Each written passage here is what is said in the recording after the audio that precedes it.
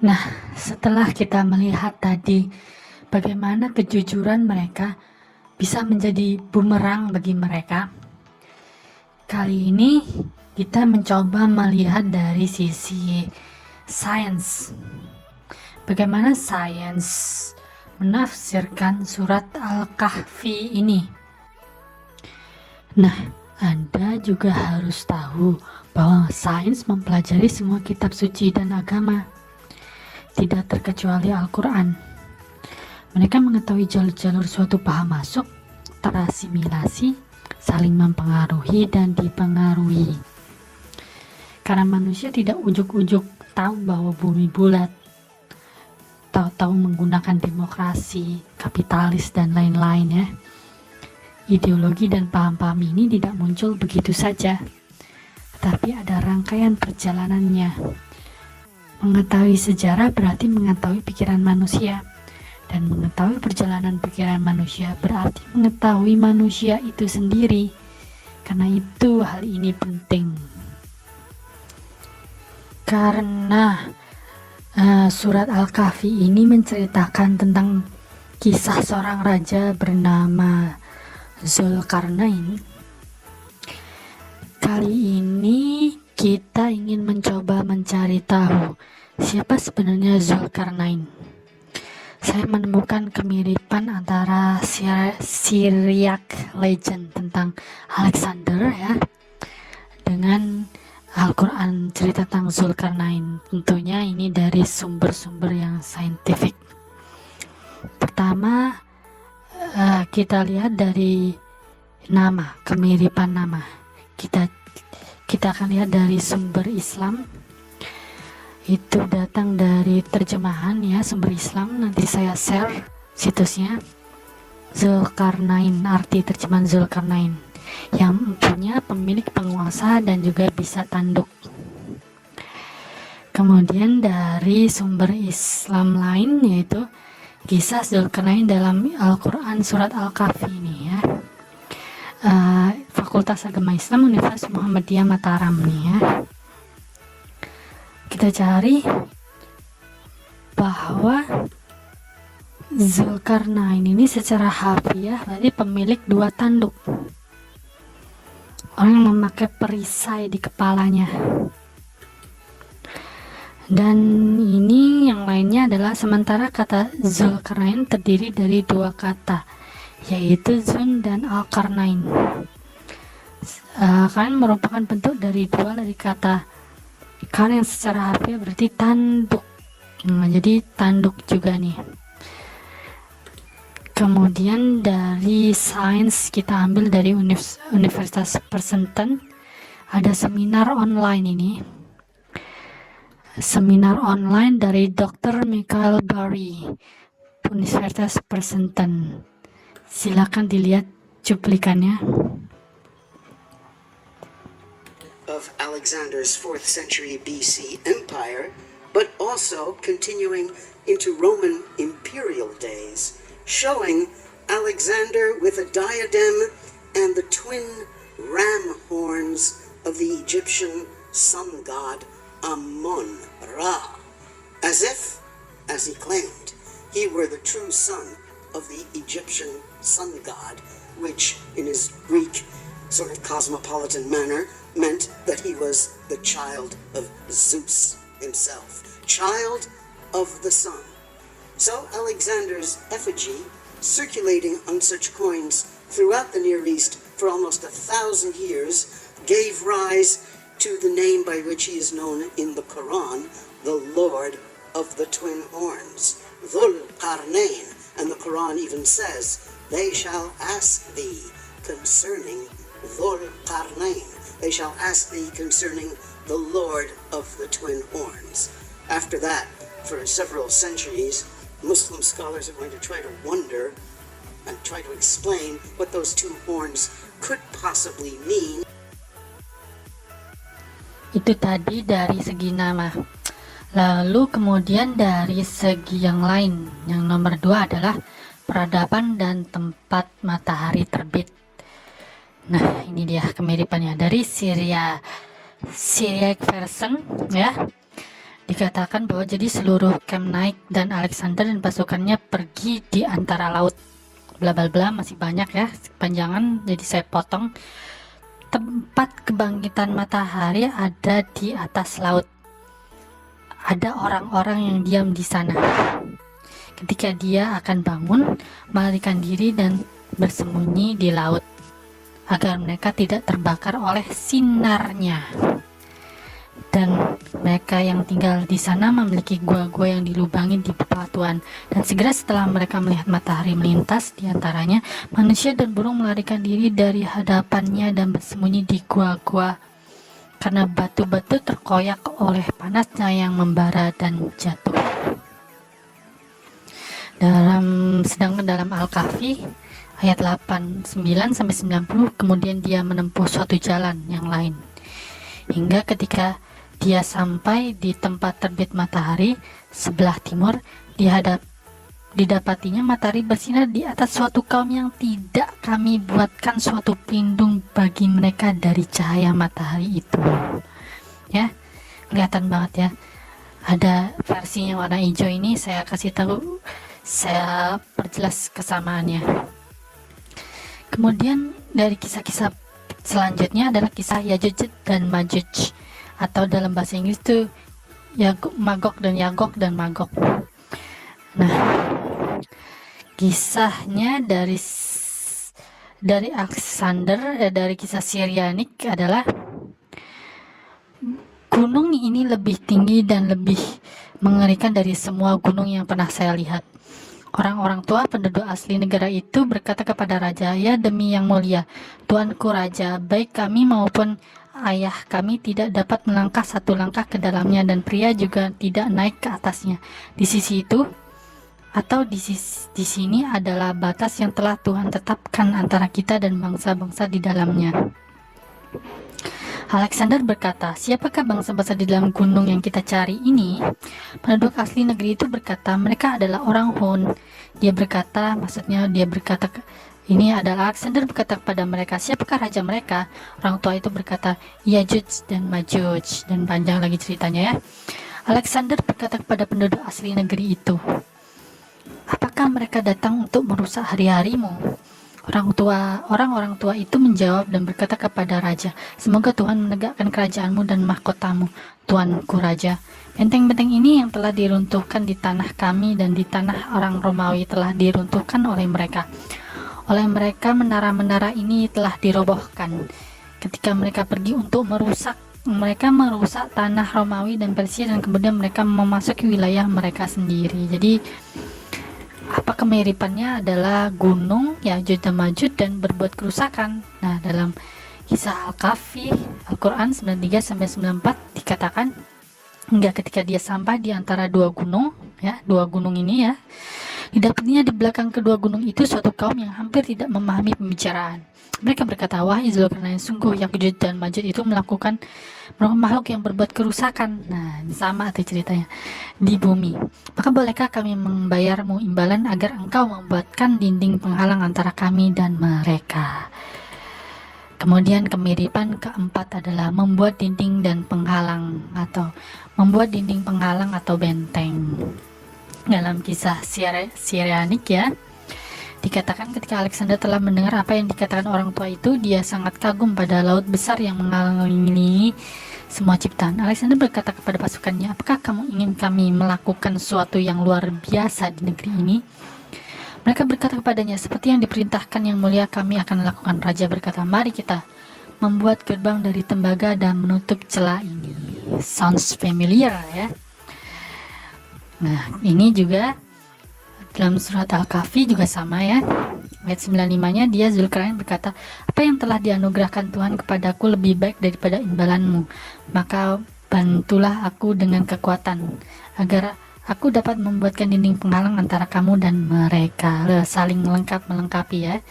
Yang satu juga minta imbalan, yang satu tidak minta imbalan ya.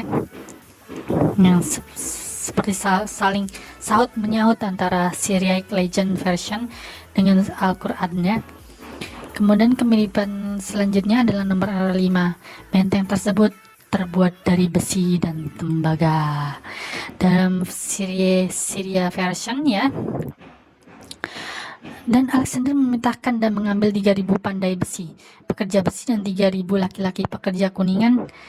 Kuningan di sini artinya maksudnya tembaga ya, bisa tembaga atau kuningan, karena dalam terjemahan yang lain bisa menjadi tembaga. Dan mereka meletakkan tembaga dan besi dan meremasnya seperti seorang pria mengeluni ketika dia mengerjakan tanah liat.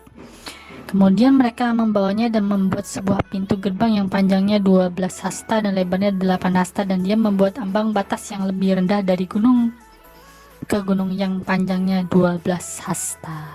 Sedangkan dalam kisah Al-Quran, Al-Kahf ayat 96, berilah aku potongan-potongan besi, hingga ketika potongan besi itu telah terpasang sama rata dengan kedua puncak gunung itu, ya Zulkarnain berkata, tiuplah api itu. Ketika besi itu sudah menjadi merah seperti api, dia pun berkata, berilah aku tembaga yang mendidih agar aku tuangkan ke atasnya besi dan besi panas itu. Lalu kemiripan selanjutnya adalah kisah akhir zaman dan runtuhnya tembok. Kisah akhir zaman dan runtuhnya tembok dari kisah Syria Legend adalah panjang ya, dan pokoknya saya ambil aja yang mirip. Dan mereka semua akan berkumpul di bawah perintahnya, titik-titik bla bla bla, memang panjang. Mereka dan akan berdiri di belakang gerbang, dan mereka akan memanggil nama Tuhan, mengatakan, ya Tuhan, bukalah gerbang ini untuk kami.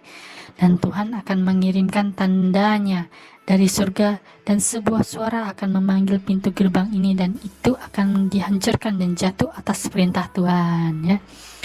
Sedangkan dalam kisah Al-Quran, Al-Kahf ayat 98, dia Zulkarnain berkata, dinding ini adalah rahmat dari Tuhanku, maka apabila janji Tuhanku sudah datang, dia akan menghancur luluhkannya, dan janji Tuhanku itu benar. Jadi hampir mirip ya dalam kisah akhir zaman, kiamat juga. Dalam kisah Islam ada hubungannya dengan suara, tapi di sini maksudnya adalah suara trompet. Nah, kemudian sumbernya apa? Sumbernya di sini adalah dari Sir Asad Alfred Wells Budget, The History of Alexander the Great, being the Syriac version of the Pseudo-Colossus volume dari University Press. Jadi ini sumber dari scientific ya, sumbernya scientific dari university ya. Nah, ini silakan dilihat saja sumber aslinya seperti apa. Ada sumber aslinya dari Google Book ya. Iya, itu tadi ya. Tapi sebenarnya masih banyak kemiripan yang lain, tapi saya nggak masukin semuanya. Kepanjangan saya ngambil yang kelihatan mencolok miripnya ya. Nah, selanjutnya apa sih kisah Syria version atau Syria Legend ini? Kenapa bisa begitu mirip? Nah, kita akan melihat jalur munculnya kemiripan-kemiripan tersebut. Nah, sebenarnya ya, bahan-bahan atau material dari kisah Syria Legend ini ada dalam kisah epik Gilgamesh, yaitu sekitar 2000 tahun sebelum Masehi ini. Kisahnya nggak terlalu mirip, tetapi para saintis atau sejarawan melihat adanya paralel atau kemiripan gitu ya. Kemudian menyelusup dan terasimilasi nih. Dalam kisah epik Gilgamesh tersebut diceritakan bahwa ada seorang pahlawan yang melakukan perjalanan ke timur, menembus banyak gunung dan menuju ujung bumi. Dia melakukan banyak petualangan melawan binatang buas, dan akhirnya bertemu dengan dua pucuk gunung di ujung bumi, di mana di sana matahari terbit. Ini jelas banget kelihatan bahwa mereka percaya bahwa legenda-legenda ini percaya bahwa bumi itu datar dan matahari kecil ya, sehingga bisa masuk gitu, karena di ujung bumi di mana di sana matahari terbit. Jadi ada ujung bumi dan kemudian mataharinya, mereka melihat matahari terbit. Dan kemudian di sana mereka melihat adanya gerbang ya, dan gerbang tersebut dijaga oleh kalajengking. Nah, ini kisah-kisah Epic Gilgamesh nih, tidak terlalu mirip dengan Syria Legend, tetapi masih ada paralelnya, masih ada kesesuaiannya. Dan kelihatannya ini awal-awalnya nih yang menyebabkan munculnya dongeng. Sedangkan Alexander itu sendiri hidup di sekitar 300 tahun sebelum Masehi nih. Nah, dongeng-dongeng tentang perjalanan Alexander ini ya, walaupun tidak murni yang kita dapat sekarang, menyebar setelah Alexander meninggal nih. Dia menyebar ke Eropa, Afrika Utara, Timur Tengah, Persia, bahkan ke India dan Cina. Jadi menyebar dari mulut ke mulut, orang tahu semuanya ya tentang kisah-kisah ini. Pada kira-kira abad ketiga Masehi, kisah ini diperebutkan oleh Kristen dan Yahudi. Karena kisah-kisah tersebut juga tercatat di dalam kitab atau literatur suci mereka nih, masih ada sisa-sisanya. Dan di sanalah perubahan pagan menjadi monoteis dimulai. Jadi dulunya kisah-kisah pagan yang kemudian terjadi perubahan menjadi monoteis nih. Tentu ini hal yang wajar ya, karena mereka tidak memiliki literasi yang baik nih, dan tidak ada metode sejarah yang saintifik, sehingga kisah-kisah ini sering terasimilasi. Berikut adalah kisah atau bukti bahwa hal tersebut ada di dalam Bible nih, atau Injil. Kisah tersebut menceritakan sebagai berikut. Ketika 1000 tahun berakhir, setan akan dibebaskan dari penjara dan akan pergi untuk menipu bangsa-bangsa di 4 penjuru bumi, Yajuj dan Majuj, dan mengumpulkan mereka untuk berperang. Jumlahnya seperti pasir di pantai. Mereka berbaris melintasi luasnya bumi dan mengepung perkemahan umat Allah, kota yang dicintainya. Tapi api turun dari surga dan melahap mereka. Wahyu surat ke-20 7-9. Ini sumbernya adalah New International Version of the Bible, Zondervan 1971. Nah, kemudian tentu saja kita harus melihat juga ada bukti-bukti bahwa kisah tersebut menyebar di Jazirah Arab nih. Kita akan melihat dari puisi-puisi klasik Arab nih, yang puisi-puisi klasik Arab. Puisi yang disusun oleh Hasan bin Thabit, seorang penyair yang kadang dipekerjakan oleh Muhammad sendiri ya. Elemen yang sesuai dari legenda Alexander, seorang raja di garis Himyar, disebut Tuba oleh kaum muslim. Berikut puisinya.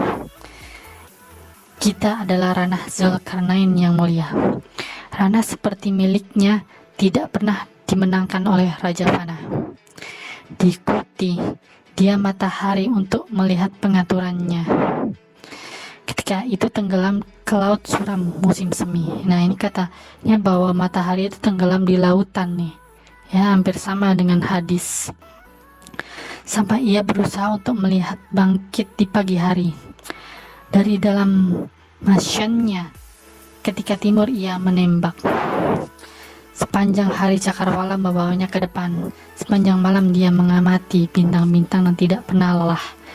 Kemudian dari besi dan logam cair, dia menyiapkan benteng untuk tidak dilewati. Ya, ini mirip sekali ya. Gog dan Magog. Gog dan Magog ini maksudnya Yajuj dan Majuj ya. Di sana ia lemparkan ke penjara hingga pada hari penghakiman akhirnya mereka akan bangun. Nah, ini mirip sekali ya tentang hari akhir dan lain sebagainya. Kemudian hal yang perlu diketahui bahwa dalam keilmiahan kita tidak dapat berpikir Nabi terlepas dari paham-paham atau budaya atau legenda-legenda yang mempengaruhinya. Kita melihat banjirnya kemiripan antara legenda dan hadis serta tafsir-tafsir klasik adalah bukti bukan berpikir bahwa pondasi kitab suci berasal dari Tuhan dan pasti benar sehingga mencocok-cocokkannya. Jauh lebih baik bila pikiran kita dituntun saja oleh bukti-bukti dan kemudian merangkainya. Nah, ada lagi bahwa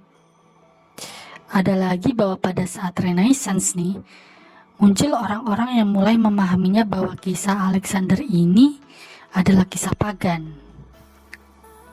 Yahudi dan Kristen mulai berbondong-bondong melepaskan kisah tersebut dari agama mereka. Namun Islam sulit karena terukir keras di dalam agama mereka, dan mereka memilih mencocokkannya atau menafsirkannya dengan raja-raja lain nih, yang mereka pikir monoteis,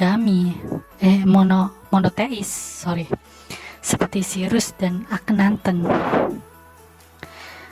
Misalnya, pertama mereka mencoba menyamakan dengan Cyrus, seorang raja Persia.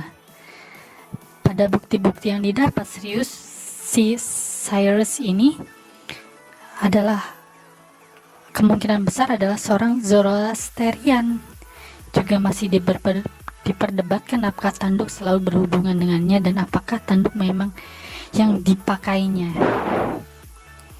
Ada kemungkinan juga bahwa Cyrus tidak pernah membangun benteng, apalagi kemiripan apakah benteng yang dibuat ada di gunung dan terbuat dari besi dan tembaga tentunya. Kemudian Akhenaten nih ya, memang ada beberapa bukti bahwa ia adalah seorang monoteis. Tetapi monoteis konsepnya itu banyak ya. Akhenaten itu menyembah dewa Aton. Dewa Aton yang artinya piringan matahari. Itu jauh banget lah dengan monoteis Ibrahimiak atau satu Tuhan Allah. Jadi dia ngecek secara bias Tuhan-Tuhan mana yang memang mengabulkan, dan ia dapat dewa Aton. Dan apakah Akhenaten pernah melakukan perjalanan membangun benteng di bawah gunung atau di gunung dan terbuat dari tembaga dan besi? Itu tidak pernah ada.